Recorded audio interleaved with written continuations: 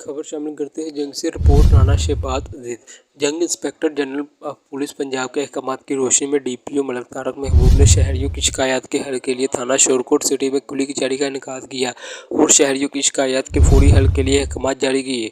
खुली कचहरी में DSP Shorkot circle Mohammad Hayat Sargana, SHO Shorkot city Faisal Razzaq, media नुमाइंदगान, अंजुमन ताजरान, पुलिस अफसरान और शहरियों ने कसीर तादाद में शिरकत की। डीपीओ ने खुली कचहरी में पेश की गई शिकायत के फौरी हल और मुकर्रर वक्त में रिपोर्ट पेश करने के अहकामात जारी किए। शहरी पुलिस के रवैये और तफ्तीश के बारे में अपनी शिकायत बयान कर सकते हैं ताकि फौरी शिकायत का फौरी इजाला करके शहरियों का एतमाद और ताउन हासिल किया जा सके।